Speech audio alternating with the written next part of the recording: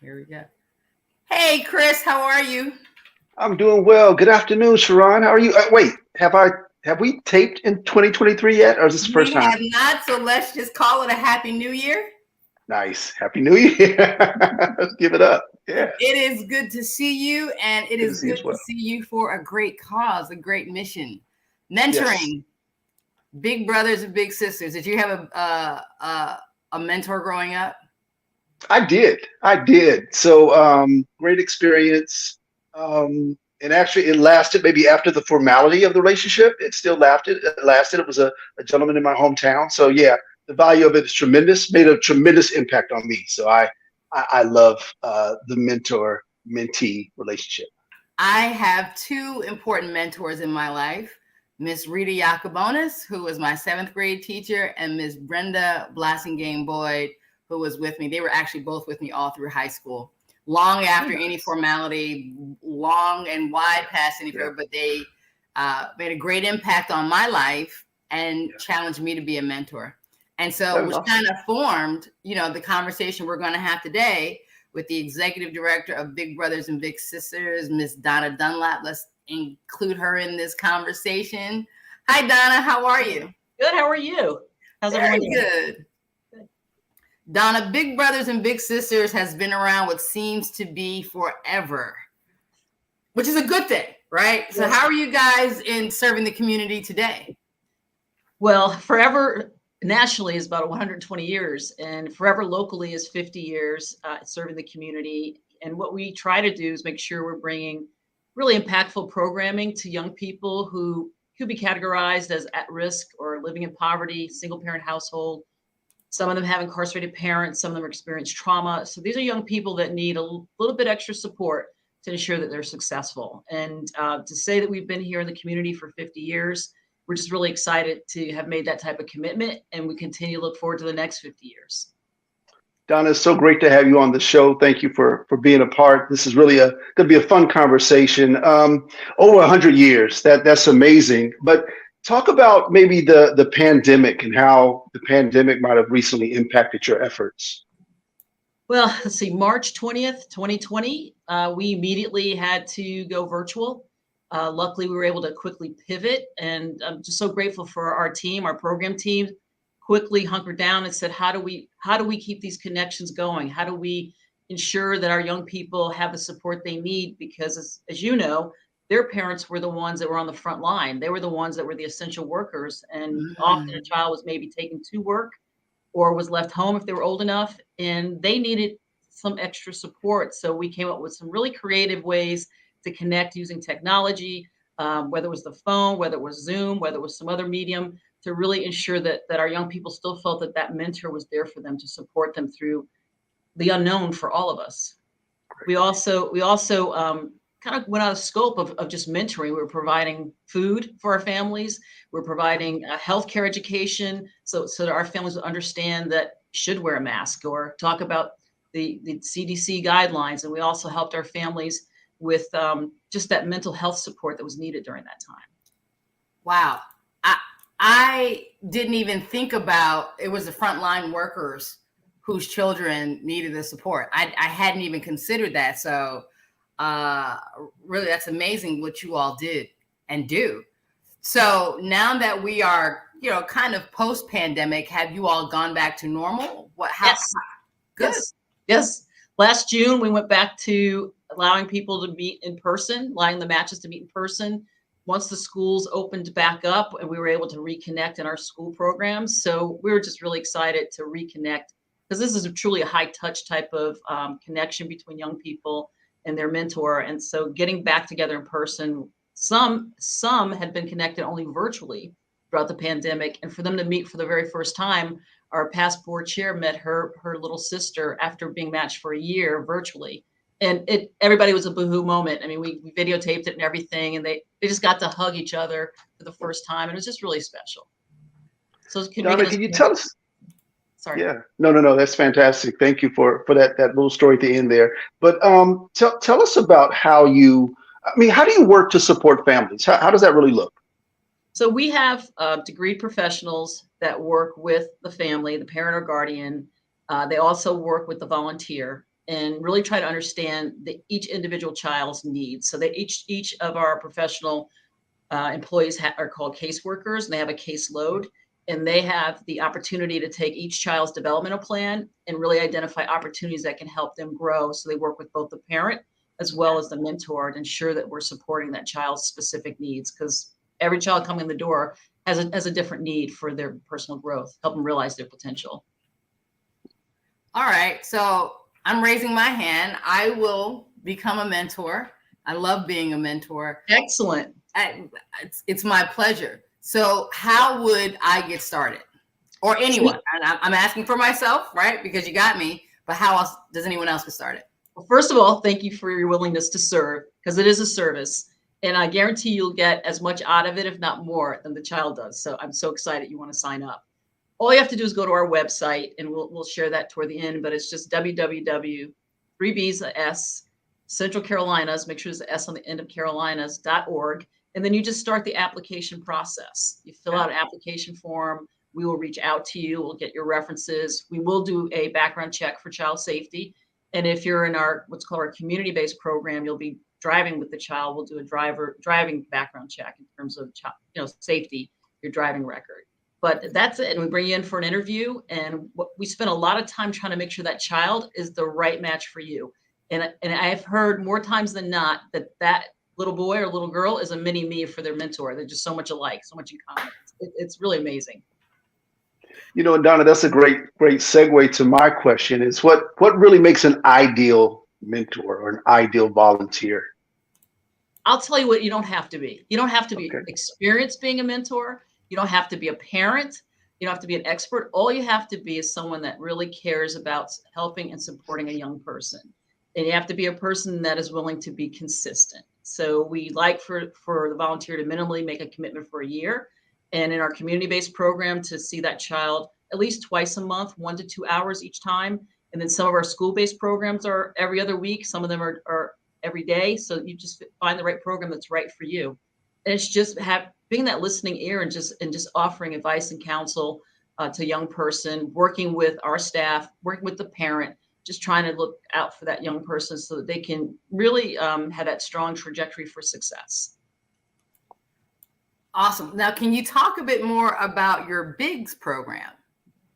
Yes. So we have quite a few different programs inside of what we offer. So I referred to the community-based program. So you would actually pick up the child, go out and do different activities out in the community. And we also have many suggestions and recommendations for that. Then we have school-based mentoring, where programs that take place within the schools. We have something called High School Bigs, where we have young people, juniors and seniors from, at this time, Providence Day and Country Day, going into Rama Road and supporting elementary school students. So we're trying to create that next generation of philanthropists through that type of program. Nice. We also have Bigs in Blue, which are first responders that sign up to be part of our program, which is exciting.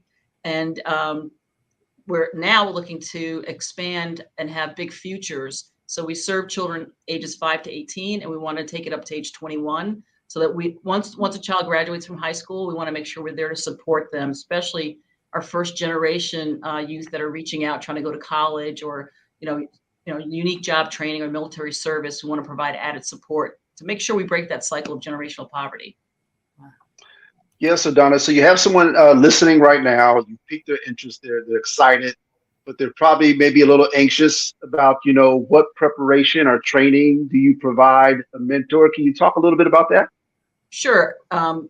You'll go through an orientation even before you might meet the child. And all along the process, if it doesn't feel right, we want it to feel good. We want this to be a positive experience. You can always say, this isn't right for me. So while you're going through that whole vetting process up front, we do provide you with guidelines in terms of what you can do, what you cannot do. And they're both for child safety as well as for the safety of the volunteer. That's really important. You do have to take a child safety course. So we want to make sure that everyone understands the same principles and guidelines. And then what we do is that caseworker will virtually meet with the mentor and the parent and the child virtually once a month and check in and see how things are going to make sure that it's a positive relationship, to give suggestions to the parent, to give the suggestions to the volunteer. And we're always there if something is not going right. So maybe a child is not willing to participate in the program. So we try to help them through that, but maybe the match is not the perfect match. So we want to make sure that volunteer and child and parent are finding it to be a fulfilling experience. So we're always there to guide you along the way. That was something for me when I was once a mentor. I didn't know how to help sort of break through with the mentee. Mm-hmm. And so would you all have training, and would you have training to help sort of break the ice in some ways? Yeah, so we're looking at doing some unique training, because a child, my little sister was in elementary school. She was a different child in middle school. I had to deal with bullying and other that growth spurt that takes place. So we're really going to try to look at developing some curriculum for not only the mentor, but also the parent, ages and stages it's called. So elementary, middle, and what happens in high school, just so that everybody has the guidance and support. But sometimes when the children hit those teen years, they don't feel they need a big any longer. And you can't force it. It has to be something where everyone wants to have this experience and make the best of it. Yeah. So Donna, talk about some of the great stories or the success. What are some of the successes that you're seeing as a result of these connections that are being made? Well, 99% of our children avoid those risky behaviors, and there's a long list of risky behaviors that can either get them involved in drugs, unwanted pregnancy, situations where they might end up in the juvenile justice system. So 99% of our children avoid the juvenile justice system. 100% of our children, usually about 25 a year, graduate from high school with a plan for success. And we're really excited about those. And there are other outcomes that we measure annually for all of our children. But those are the ones that we're really most proud of in terms of, okay, they made it through high school without the things that could hold them back from being successful. That is outstanding. All right, so now tell me, this is great. Now, what do families need to know about doing this? How do they get their children involved? Same process. Go to our website and it will say enroll the child. So they would go through the same process, and you can see it on the bottom of the screen there where they can enroll a child. We do have some guidelines in terms of wanting the child to be in a single parent environment. Those are the children with the greatest need, children that might be living in poverty. And being in a single parent environment could be due to divorce. It could be military service. It could be a number of things, but those are the children we primarily serve. And they just simply enroll the child, and we actually will interview the child. We'll interview the parent. We'll try to understand what preferences they each have for the type of mentor they want. Same thing for the mentor. We'll assess what preferences do you want in terms of the child, age, interests, so that we can make that match, that connection, because not always is there the exact cultural fit, and that becomes a great learning experience when it isn't for people. But we want to find that commonality that will make the relationships work. So Donna, can you talk just a little bit about some of the challenges that you are observing that families may be having, that your program has really been able to kind of unveil? Well, right now, a lot of families are dealing with learning gaps. They were already there for the children that we serve, and now after the pandemic, they've been widened. So how do they get tutoring support? How do they get the aid they might need for the academic challenges young people are experiencing? We're so grateful that our families trust us and know that we try to do the proper vetting, and that we have relationships with other partners in the community to help with things like if there's an abuse situation that might take place, if there's a mental health challenge that might take place. We have protocols and we have agencies that we would refer our families to. I mean, our families are the families that you serve. I mean, they're families struggling with affordable housing. They're families that have a hard time paying their bills. So, if there's an opportunity, we have a partnership with one of the banks, and we provide, financial literacy to try to help them build credit and find a way to afford, certain things. So we try to do everything we can to not go out of scope of our mission, but to ensure that our parents and guardians feel included as we focus on the child's development. So we try to pull them in to learning what we're teaching the children, learning what we're teaching the mentors, just trying to educate and support them. So Donna, can you tell us how can people get in touch with you? Once again, me personally? Well, no. The organization. What's the contact information? Yeah, so just go to BBBS Central Carolinas. Make sure there's an S on that, Carolinas. .org, and our website will pop up, and then you decide, do I want to volunteer? Do I want to enroll my child? Do I want to donate to support the organization? I mean, we're really focusing now on how do we raise funds so that we can reach more children, because the need is growing, not declining, in terms of the importance of having a mentor. I mean, you opened up with everybody needs a mentor, and every child, especially those we serve, needs someone outside of their home environment or where they live that can provide social capital, that can provide additional resources. And not only they as a mentor, but we as an agency can really help complement all that parent and guardian's trying to give that child. So please reach out. And again, we'll be there to support you along the way. And we would love to have you be a part of serving our young people in the community. Well, I'm signing up. So I want to remind everyone, you can see on the screen that their phone number is 704-910-1301. You can email them at bbs.info@bbscentralcarolinas.org. Right. And their social media, they're on Facebook, Big Brothers Big Sisters of Central Carolinas, I'm sorry. On Twitter, it is BBBSCC. Lots of B's, lots of B's. I know. And on LinkedIn, BBS of Central Carolinas 8254.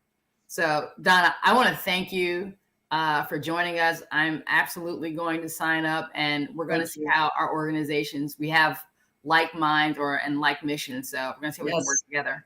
Well, thank you, Sharon. Thank you, Chris. Sharon, work on Chris, because we need big brothers too.